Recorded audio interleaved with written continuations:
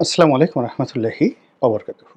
সম্মানিত দর্শক, আপনারা সবাই জানেন যে ৩ জন প্রধান নির্বাচন কমিশনার সহ ২০১৪, ২০১৮ এবং ২০২৪ সনের নির্বাচনের সাথে সম্পৃক্ত কর্তা ব্যক্তি ইনক্লুডিং শেখ হাসিনা, তাদেরকে আসামি করে যে মামলা হয়েছে সেই মামলায় ২ জন প্রধান নির্বাচন কমিশনার গ্রেপ্তার হয়েছেন।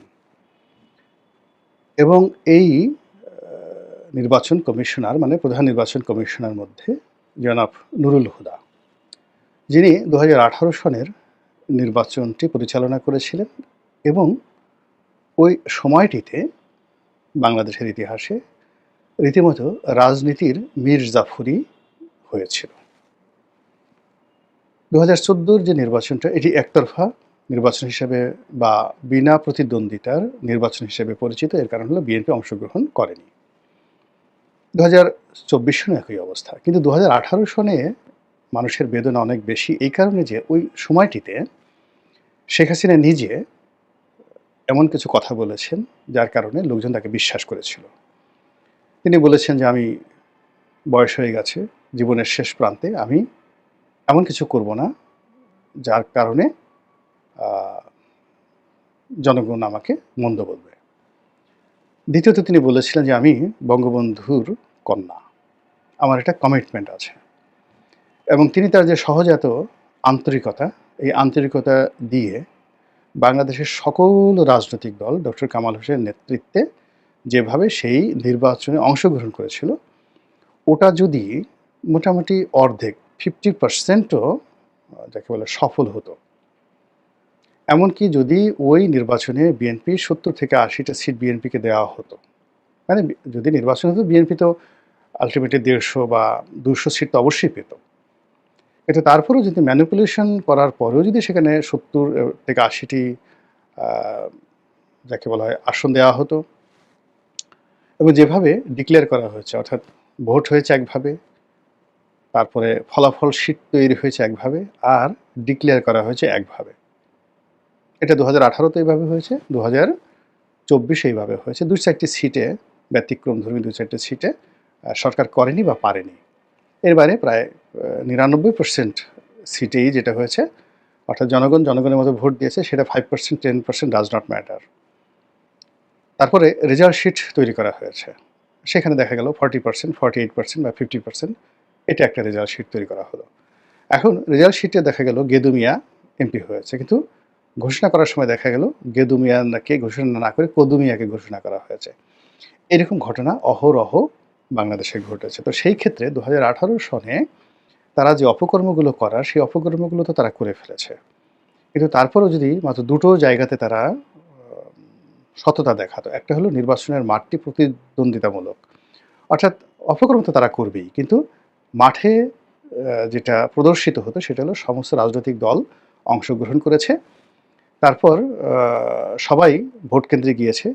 নিরাপদে নির্বিবাদে ভোট দিয়েছে এবং রাত্রি পর্যন্ত ভোট গণনা সুষ্ঠুভাবে হয়েছে। এই কাজটি ইচ্ছা করলে হুদা সাহেব করতে পারত, শেখ হাসিনা করতে পারত। কিন্তু তারা সেই কাজটি করেনি। বরং ওই সময়টিতে সারা বাংলাদেশের একেবারে ৩০০টি আসনে যেভাবে বিরোধী দলীয় মানে প্রার্থীদেরকে হেনস্থা করা হয়েছে, তাদের জীবন তছনছ করে দেওয়া হয়েছে, তাদের বাড়িঘর মামলা মোকদ্দমা ভাঙচুর করে যেভাবে তাদেরকে লাঞ্ছিত অপমানিত করা হয়েছে, আমি সেই নির্বাচনের পর এসে বলেছিলাম যে কিয়ামত পর্যন্ত এর দায় আওয়ামী লীগকে ভোগ করতে হবে প্রত্যেকটা লোককে। যে হাহাকার মানুষ যেভাবে কেঁদেছে, অসহায় মানুষগুলো আমার বাসায় ধরুন একজন মুরব্বি দেখা করতে আসছেন, তো বের হয়ে গেল ছাত্রলীগের পোলাপান বাসার সামনে সে মুরব্বিকে থামিয়ে তার মোবাইলটা নিয়ে গেল, তারপর শেষে তার মানিব্যাগটা নিয়ে গেল এবং গালের উপরে আচ্ছা মতো চড় থাপ্পড় দিয়ে তাকে সেখান থেকে তাড়িয়ে দেওয়া হলো। এবং সেই মুরব্বি তার ছেলেকে নিয়ে এসেছিল, নাতিকে নিয়ে আসছিল, সবার সামনে এই ঘটনা ঘটতে এরকম একটা ঘটনা নয়, আমার নির্বাচনী এলাকাতে এরকম শত ঘটনা প্রতিদিন ঘটেছে। যেমন দেখা গেল যে ১০ মিনা থেকে ২০-২৫ জন লোক আসছে। তো গলাচিপা এবং ১০ মিনা এটার একেবারে সীমান্তে আমার বাড়ি, উলানিয়া বন্দরের বাড়ি। তো সেই বিরাট একটা নদী আছে, বুড়িগঙ্গার মতো একটা বড় নদী আছে, সেই নদীর উপরে একটা ব্রিজ আছে। তো ব্রিজের এপারে গলাচিপা আর ওপারে হলো দশমিনা। তো দশমিনা থেকে এরকম ধরেন প্রতিদিনই ২০ জন ৩০ জন করে লোকজন দলে দলে আসতেন দেখা করার জন্য। আর ওখানে একজন সাব ইন্সপেক্টরের নেতৃত্বে দশমিনা থানার ১০-১২ জন পুলিশ দাঁড়িয়ে থাকতেন। আর যে সমস্ত মানুষ এই আমার সাথে দেখা করে ওই ব্রিজ পাড়ি দিয়ে দশমিনাতে ঢুকতেন, অমনি ওখানে দাঁড়িয়ে থাকা ছাত্রলীগ, যুবলীগের ক্যাডাররা, আওয়ামী লীগের দলীয় লোকজন যারা আছে, তারা নির্বিচারে প্রত্যেকটা লোককে মারত,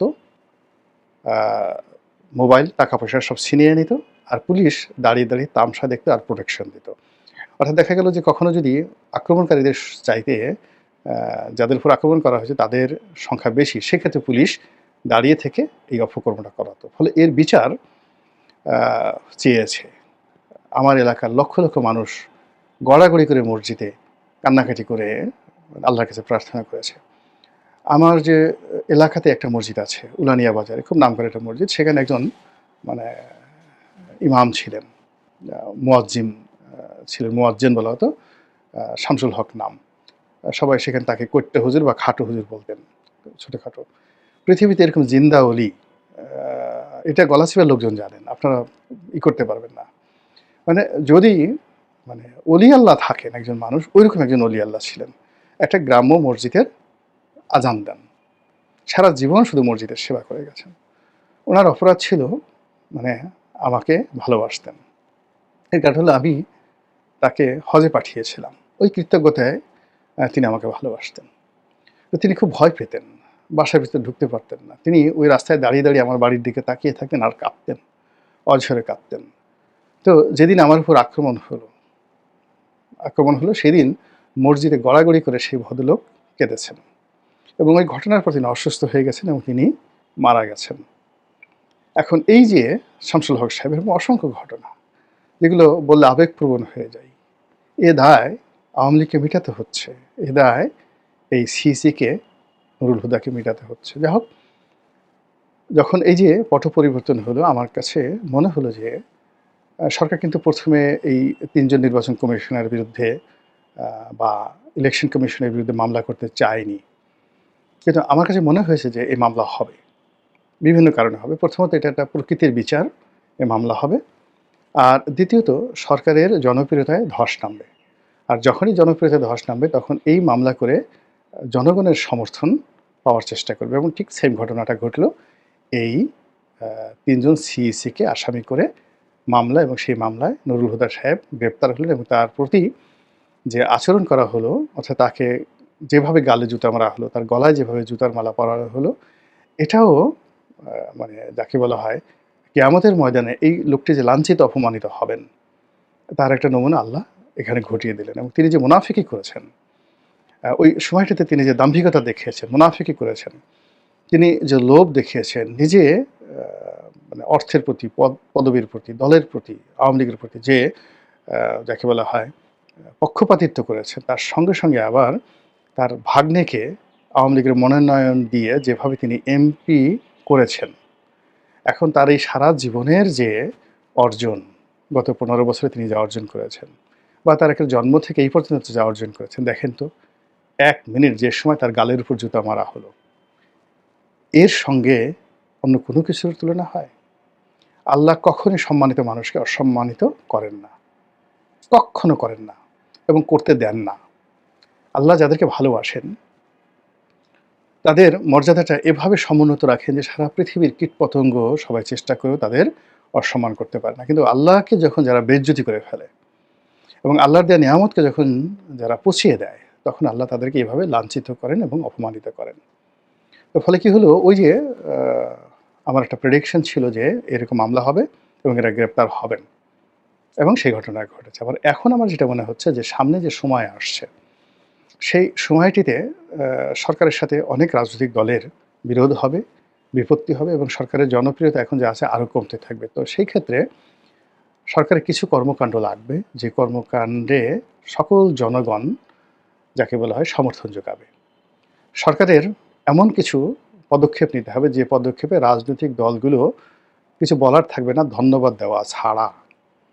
আর এমন কিছু কাজ যে কাজে রাষ্ট্র উপকৃত হবে। তো সেই দিক থেকে যদি সরকার ২০১৪ সালের নির্বাচন, ২০১৮ নির্বাচন এবং ২০২৪-এর নির্বাচন বাতিল করে দেয়, এটা ওয়ান-টুর বিষয়, বাতিল করে দেয়, সারা বাংলাদেশে হৈ হৈ রৈ রৈ পড়ে যাবে। ২ নম্বর হলো যে যারা ওই সময়তে সংসদ সদস্য হয়েছেন, তারা যারা প্লট পেয়েছেন, গাড়ি পেয়েছেন, এই প্লট এবং গাড়ি, প্লট তো সরকার ইচ্ছা করলে যেকোনো সময় বরাদ্দ বাতিল করে দিয়ে তারা বাজেয়াপ্ত করে নিতে পারবে, এবং তাদের যে গাড়িগুলো, সেই গাড়িগুলো তারা জব্দ করতে পারবে। এবং একই সঙ্গে তারা যে কাজটি করতে পারবে সেটা হলো এই ৩টি সংসদে যারা মহিলা সংসদ সদস্য সহ মানে এমপি ছিলেন, এই এমপিরা যে বেতন নিয়েছেন, ভাতা নিয়েছেন, বোনাস নিয়েছেন, সব কিছু নির্দেশ দেওয়া হবে যে রাষ্ট্রীয় কোষাগারে এতদিনের মধ্যে জমা দেন। যদি জমা দেওয়া না হয় তাহলে এই অর্থ জরিমানা সহ তাদের সহায় সম্পত্তি থেকে ক্রয় করা হবে। বিশ্বাস করেন, মানে সারা বাংলাদেশে আনন্দ মিছিল শুরু হয়ে যাবে। এবং আমার ভয় হচ্ছে যে আগামীতে জনপ্রিয়তার জন্য, জনসমর্থনের জন্য সরকার এই কাজটি করবে বা করতে পারে না, সরকার এই কাজটি করবে, এইরকম দিকেই পরিস্থিতি চলে গেছে। যেহেতু তারা মানে যেখানে বাবাকে মানে যে কোনো একটা অপরাধ, স্বামী স্ত্রী একটা অপরাধ করেছে, তো স্বামী স্ত্রী দুজনকেই ফাঁসিতে লটকানো হচ্ছে। তো সেখানে যে সন্তান পয়দা হলো, সেই সন্তানের যে ভবিষ্যৎ সেটা কী হতে পারে এটা খুব সহজেই বোঝা যায়। সে তো স্বীকৃতি পেতে পারে না। তো যেখানে তাদেরকে রাষ্ট্রদ্রোহিতা বলা হচ্ছে, তারা যে নির্বাচন করছে সেই নির্বাচনটাকে অবৈধ বলা হচ্ছে, কাজেই অবৈধ নির্বাচনের মাধ্যমে যারা পদপদবি পেয়েছেন, রাষ্ট্রীয় সুযোগ সুবিধা পেয়েছেন, তাদের সেই সুযোগ সুবিধা সেটা পরিমাণে অল্প হোক আর বেশি হোক, সেগুলো রাষ্ট্র যদি ফেরত নেওয়ার চেষ্টা করে, বাংলাদেশের ইতিহাসে এটা একটা মাইল ফলক হয়ে যাবে, মাইল ফলক হয়ে যাবে। এবং একই সঙ্গে সাধারণ যারা আম জনতা, তাদের মধ্যে উল্লাস মানে ধ্বনি শুরু হয়ে যাবে, এবং চারিদিকে শুধু ডক্টর মোহাম্মদ ইউনূসের জয় জয়কার শুরু হয়ে যাবে। এবং এত জয় জয়কার শুরু হয়ে যাবে যে এখন যারা তার বিরোধিতা করছেন, যে কোনো রাজনৈতিক দল ইচ্ছে করে ডক্টর মোহাম্মদ ইউনূসের বিরুদ্ধে একটা টু শব্দ করতে পারবে না।